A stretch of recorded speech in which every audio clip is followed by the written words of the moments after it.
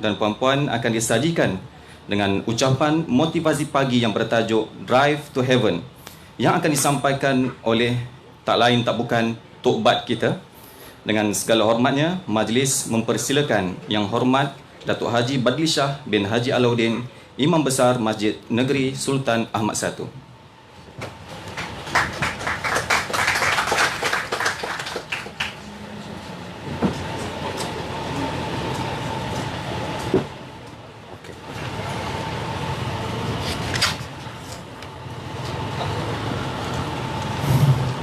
Assalamualaikum warahmatullahi wabarakatuh. Bismillahirrahmanirrahim. Alhamdulillahi rabbil alamin. Alhamdulillahi hamdan katsiran tayyiban mubarakan fihi. Kama yanbaghi li jalali wajhika wa li azimi sultanik. Allahumma salli ala Sayyidina Muhammadin abdika wa rasulika nabiyil ummi wa ala alihi wa sahbihi ajma'in. Allahumma idfa' 'anna al-waba' wal ghala wal riba wal zina wal mihan wa su'al fitan ma zahara minha wa ma batan. An majlisina hadha khasatan. Yang saya hormati saudara pengacara majlis, yang saya raikan Yang Hormat Datuk Haji Halidan bin Mak Daud, Pengurus Besar Kanan Pusat Kutipan Zakat Majlis Agama Islam dan Adat Resam Melayu Pahang. Seterusnya yang saya raikan juga Al-Fadhil Tuan Abdul Aziz bin Abdul Karim, Pegawai Agama Islam Daerah Kuantan. Yang kita raikan juga Saudara Muhammad Azra'i bin Azhari, Pengurus Wilayah Timur Grab Malaysia. Tidak dilupakan saudara saya Tuan Haji Rosli bin Abdul Rahim selaku Pahang State Consumer Manager Bank Islam. Seterusnya seluruh keluarga besar Jabatan Agama Islam Pahang, Jabat Agama Islam Daerah Kuantan, bahagian penguatkuasa Jabatan Agama, rakan-rakan dari Pusat Kutipan Zakat Majlis Agama Islam dan Adat Resam Melayu Pahang, dan khususnya yang kita raikan keluarga besar Grab Driver and Delivery Partners, Grab Car, Grab Food, Grab Mart.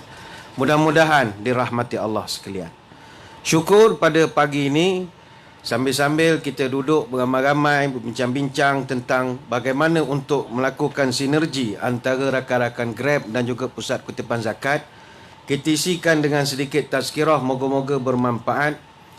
Kita akan bincangkan satu tajuk, Drive to Heaven, pemanduan ke surga. Secara peribadi, saya merasa seronok dapat berkumpul bersama tuan-tuan yang secara sedar ataupun tidak adalah frontliner yang tidak didendang, khususnya sepanjang tempoh Perintah Kawalan Pergerakan yang berlangsung pada bulan Mac yang lalu. Tuan-tuanlah yang menjadi nadi yang berhadapan dengan suasana pandemik ketika ramai orang tak dibenarkan keluar, tetapi rakyat masih boleh dapat hidup seperti biasa, makan seperti biasa, hasil daripada kerja keras tuan-tuanlah yang menghantar ke sana kemari, ke sana kemari.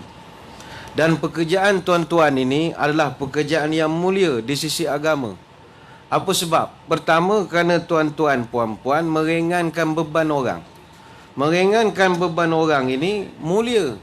Kita membawa orang untuk menyelesaikan urusan kerja, membawa orang untuk mereka bertemu dengan sanak keluarga, membantu orang membelikan keperluan makanan dan minuman dalam keadaan suasana wabak. Ini adalah kemuliaan. Sebab itu Nabi SAW, dia ketika ditanya apa tanda-tanda orang baik ya Rasulullah, antaranya Nabi sebut yakshifu anhu kurbatan au yuqdi anhu dainan au tatrudu anhu ju'an. Tanda orang baik pertama sekali, engkau mudahkan urusan dia atau menghilangkan kesusahan dia. Yang kedua, ni payah sikit lah, kau tolong bayar hutang dia, ni payah sikit lah, kalau boleh bayar alhamdulillah. Yang ketiga, atatrudu anhu jau'an, engkau hilangkan kelaparan dia. Oh, itu Nabi sebut. Wala an amshi ma'a akhin li fi hajatin ahabba ilayya min an a'takif fi hadzal masjid, yakni Masjid Madinah syahran. Dan kata Nabi, aku kalau keluar dari rumah menolong orang yang memerlukan, itu jauh aku suka daripada setakat duduk iktikaf dalam masjid selama sebulan, kata Nabi. Duduk masjid 40 hari ataupun sebulan, tak kira lah. Nak kata Nabi, keluar pergi tolong orang, itu lebih aku suka daripada duduk saja di masjid. Sebab itu kerja tuan-tuan ini mulia, menolong, membantu, meringankan tugas orang. Yang kedua, kerja tuan-tuan ni semua adalah dimuliakan oleh agama, kerana tuan-tuan bekerja dengan bergerak dari satu lokasi ke satu lokasi, tidak duduk diam. Sebab agama kita adalah agama yang sangat suka umatnya berjalan dari satu tempat ke satu tempat, ataupun mengembara dari satu tempat ke satu tempat. Baik itu orang Islam, dia tak boleh duduk saja. Dia tak boleh jadi golongan buat perabot kursi meja, kepala serabut, duduk saja. Tak boleh, duduk saja tak boleh. Dia mesti jadi orang yang keluar, bekerja. Dan kerjaan tuan-tuan ni, kerjaan keluar daripada rumah, dari satu tempat ke satu tempat. Oh, itu bagus betul. Kalau kita lihat para salafus saleh, mereka memang suka bergerak dari satu lokasi ke satu lokasi untuk mengembara. Tapi dulu, para ulama mengembara untuk mencari ilmu, mendapatkan hadis. Mereka tidaklah mengembara nak mencari kopok lekor atau jadi food hunter. Tidak, mereka nak mendapatkan ilmu. Tapi pekerjaan berjalan ini bagus. Bawa kereta, bawa motor, tengok tempat orang, bantu orang, ini semua kemuliaan. Tapi bagaimanakah kita nak menjadikan pekerjaan tuan-tuan dan puan-puan ini sebagai satu pertaruhan untuk masuk syurga? Macam mana caranya? Nombor satu, tak lain tidak adalah seperti yang kita buat majlis pada hari ini. Kita usaha untuk nak menunaikan segala kewajipan agama. Dalam bekerja, jangan lupa rukun Islam. Semayang jangan tinggal. Dulu, ramai daripada kalangan delivery penghantaran ini menghadapi kesukaran untuk nak semayang waktu, semayang 5 waktu. Zuhur, khususnya semayang Zuhur, Asar, Maghrib. Disebabkan semasa tempoh Perintah Kawalan Pergerakan, tempat-tempat semayang semua tutup. Semua tutup. Jadi kita dapat maklumat ramai orang yang semayang tepi jalan, bawah tiang elektrik dan macam-macam. Andai kata berlaku perkara begitu, Masjid Negeri Sultan Mahmud I ingin mewawarkan kita untuk frontliner, kita ada ruang khusus untuk tuan-tuan, puan-puan singgah menunaikan kewajipan semayang. Datanglah ke Masjid Negeri, kita sediakan ruang khusus untuk orang yang frontliner, yang kerja PDRM, jaga keselamatan, tentera, rela, termasuk juga orang yang terlibat dalam penghantaran. Jaga semayang. Semayang jangan tinggal. Biar kita muka tak handsome, tapi jaga semayang. Yang penting jaga semayang. Yang kedua, zakat. Alhamdulillah. Biasanya orang mengatakan kerja macam kita ni tak wajib dah bayar zakat. Tarah koma ni ustaz, bukannya bayar zakat, wajib terima zakat dah sebenarnya. Janganlah begitu merendah diri sangat. Bayar zakat ini bukan perlu nak kaya baru bayar. Sebab zakat ini kita bayar sebagai simbol kita bersyukur. Tuan-tuan bersyukur atas nikmat rezeki. Apakah cara nak tunjuk pada Allah kita bersyukur? Caranya zakat lah. Maka zakat bukan satu paksaan, tapi zakat adalah cermin kesyukuran. Terima kasih ya Allah, saya ada banyak ni, saya bagi banyak ni untuk cukaikan diri saya. Itu saja, tidak ada yang lebih daripada itu. Itu yang kedua. Yang ketiga, kalau nak menjadikan kerjaya tuan-tuan puan-puan ini satu kerjaya yang boleh membawa ke syurga, saya nak kongsikan. Tuan-tuan puan-puan lepas ni, kalau bawa kereta, bawa motor, bawalah ikut cara hak Nabi ajar. Nabi dia tak, memang Nabi tak pernah bawa motor, tak pernah bawa kereta. Tapi Nabi ajar cara nak bawa kenderaan. Itu kalau kita ikut, dapat pahala ekstra. Sebab kadang menengok Grab Food, apa kadang dia hantar barang. Kalaulah dia ikut sikit je cara Nabi ajar, terus masuk surga cara dia bawa motor itu. Macam mana cara nak ni kita kongsikan. Balik ni terus buat. Nombor satu sekali Nabi ajar, hari yang paling bagus untuk berjalan, hari Khamis. Janganlah hari lain duk tak kerja pula, hari Khamis saja kerja. Tapi kalau boleh hari Khamis tu specialkan sikit. Berjalanlah pada hari Khamis. Annan Nabi sallallahu alaihi wasallam kharaja fi ghazwati Tabuk yaumal Khamis wa kana yuhibbu an yakhruja yaumal Khamis. Hadis Bukhari Muslim. Kata sahabat, Nabi kalau keluar, dia mesti pilih hari Khamis. Dia suka hari Khamis. Tapi kita hari ni hari Rabu, tak apalah, tak ada nak hari esok cuti, tak ada orang pula esok penguatkuasa pun tak ada hari esok. Jadi kita hari ni hari Rabu pun boleh juga. Tapi kalau dapat pilih, hari Khamis ekstrakan kerja, hari yang barakah. Kerana pada hari Khamis amalan kita dibentangkan. Tu'radul a'malul yaumul isnin wal khamis. Amalan kita di table depan Allah tiap seminggu 2 kali. Hari Isnin dengan hari Khamis. Ini hadis riwayat At-Tirmizi. Dan kata ulama, hari Khamis ni banyak hajat Allah tunaikan. Dalam sejarah, Nabi Ibrahim bertemu dengan Raja Mesir hari Khamis. Adik-beradik Nabi Yusuf berjumpa kembali dengan Nabi Yusuf pada hari Khamis. Bunyamin, adik pada Nabi Yusuf, berjumpa dengan Nabi Yusuf di Mesir juga pada hari Khamis. Tu juga Nabi Yaqub datang ke Mesir bertemu dengan Nabi Yusuf juga hari Khamis. Nabi Musa masuk ke Mesir untuk ajak Firaun sembah Allah juga pada hari Khamis. Dan Nabi masuk ke Mekah selepas perjanjian Hudaibiyah juga pada hari Khamis. Jadi hari Khamis jangan cuti, kerja hari Khamis. Itu nombor 1. Yang kedua, kalau nak dapat ekstra pahala lebih, kerja pagi-pagi, bertolak pagi-pagi. Memanglah kalau pergi keluar peak hour markah lain, tapi biar pergi waktu pagi-pagi betul. Pagi-pagi ni kenapa bagus? Didoakan, Allahumma barik li ummati fi bukuriha, hadis Tirmizi. Ya Allah, berkatkanlah umatku pada waktu pagi dia. Siapa buka kedai pagi, kerja pagi, keluar pagi, ini dia dapat doa lebih daripada orang lain. Dan kalau boleh, buang budaya bergerak tengah malam. Buangkan budaya. Orang kita dia suka bergerak tengah malam. Alasan dia macam-macam lah. Jalan tak ada kereta sangat, lori tak ada, anak-anak tidur dan sebagainya. Tolak malam boleh, tetapi ini dalam konteks kita travel long distance ya. Kita kalau nak bertolak malam, pastikan jangan sampai ke rumah mak kita ataupun orang yang kita nak pergi itu. Pastikan jangan sampai tengah malam ke rumah orang itu. Iza atala ahadukumul ghaibata fala yatruqanna ahlahu laila. Kamu kalau lama tak jumpa orang, jangan datang rumah dia tengah malam sehingga kamu mengetuk pintu dia sampai mengganggu. Kita daripada Kuantan nak ke Kuala Lumpur, rumah member dia cerah. Tolak daripada Kuantan 2 pagi. La ilaha illallah. Sampai rumah orang tu pukul 4.30. Orang tengah tidur. Ketuk pintu. Melompat tuan rumah. Keluar suami pakai kain batik, isteri ke dapur pakai kain plekat. Tertukar kain. Apa sebab? Tengah malam terperanjat orang datang.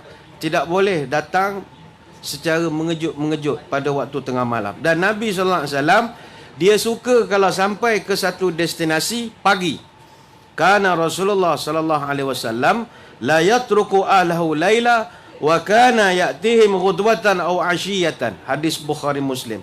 Nabi kalau bertolak, dia pastikan dia tak sampai rumah orang pada waktu malam, biasanya pada waktu pagi ataupun pada waktu petang. Ingat, kerja malam ni ada risiko. Kenapa ada risiko kerja malam? Kerana malam banyak musuh. Lau annan nas ya'lamuna minal wahdati ma a'lamu masara raqibun bilaili wahdahu. Kalaulah umat aku nampak apa yang ada pada waktu malam, nescaya tak akan ada seorang pun berani jalan malam seorang-seorang pada waktu malam. Hadis Bukhari. Kenapa? Kerana malam ni ada benda lain yang ada. Jin. Kita sekarang ada jin, tapi dia tak kacau waktu siang. Apa sebab? Sebab jin, malam dia adalah siang dia, siang kita. Siang kita adalah malam dia. Jadi sekarang jin ada, tapi shift tidur. Malam kan baru dia bangun. Kita pula keluar kerja. Jadi potensi kena ganggu sangat tinggi. Sangat tinggi. Jadi ini yang kedua. Tolak pagi-pagi. Kerja pagi-pagi. Yang ketiga, ini bagus. Kalau jalan, janganlah seorang-seorang. Jalan biarlah beramai-ramai. Nabi sebut ar-raqibu syaitan war-raqibani syaitanani wa salasatu raqbun. Berjalan seorang itu setan. Berjalan 2 orang setan. Jalan 3 orang itulah rombongan, kata Nabi. Hadis Abu Daud. Apa makna berjalan seorang setan? Kalau kita jalan seorang, jatuh dalam longkang, jatuh gaung, tak ada orang tahu. Tak ada orang tahu. Kalau jalan berdua pun bermasalah. Kalau dua-dua masuk gaung, susah. Tapi kalau 3 ataupun lebih, insya-Allah perjalanan selamat. Tapi ada orang memang hidupnya tak suka jalan ramai-ramai.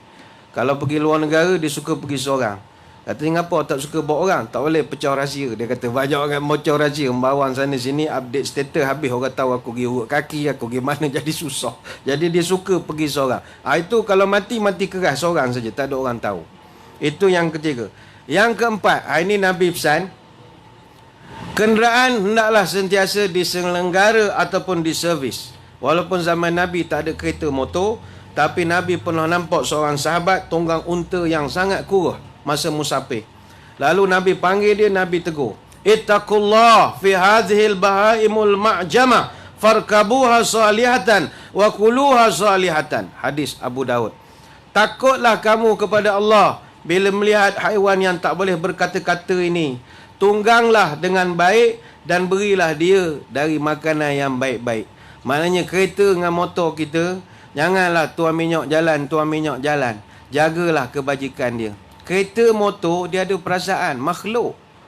Tuan-tuan, kalau kereta tak ada makhluk, takkan dia reti merajuk kalau tuan-tuan beritahu nak jual dia. Merajuk kereta. Tak percaya kan naik kereta, aku ingat nak ambil kereta baru hari esok. Lusa tak boleh start kereta, merajuk dia. Dia dengan isteri lebih kurang je kereta ni. Manok kerana maintenance tinggi. Don't play. Maintenance tinggi, jangan main-main. Sebab itu kalau kereta tak jaga, dia rosak. Sebab itu Nabi suruh bagi makan kepada haiwan itu sebab kau nak tunggang dia. Cuma takdir kalau bawa kereta motor tiba-tiba rosak tepi jalan, banyakkan bersabar. As-safaru qit'atun minal azab, kata Nabi. Perjalanan musafir ini adalah sebahagian daripada azab Allah. Hadis Bukhari Muslim. Banyakkan bersabar.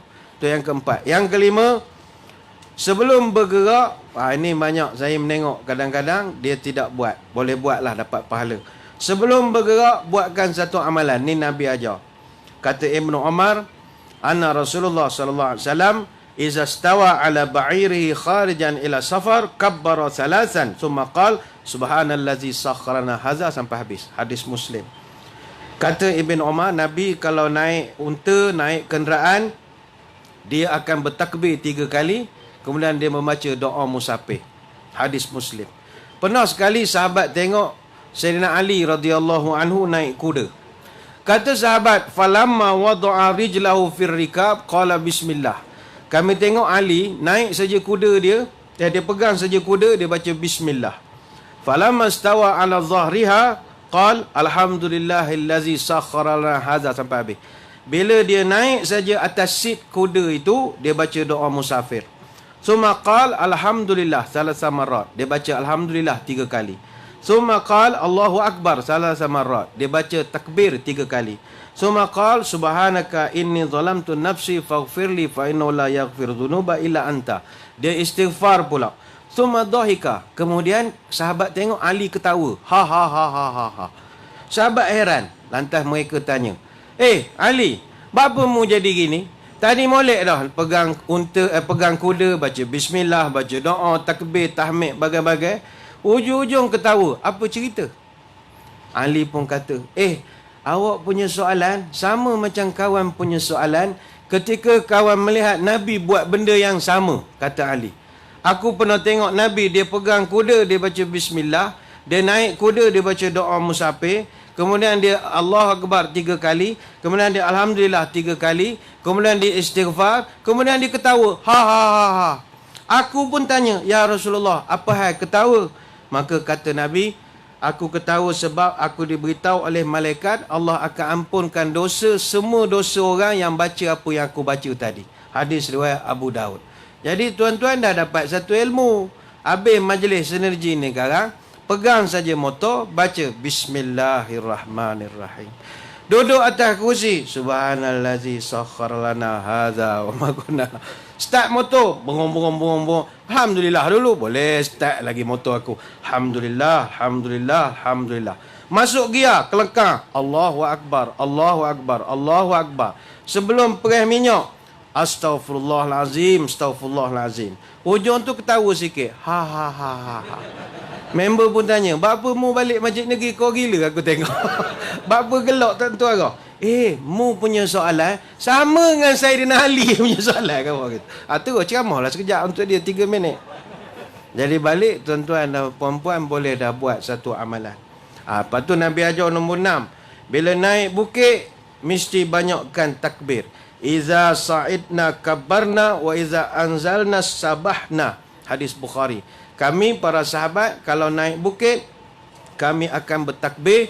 Turun bukit, kami bertasbih. Jadi tuan-tuan puan-puan kalau pergi Kuantan ni, bukit hak tinggi tinggal bukit Pelindung dengan bukit Beruk je tinggal lah.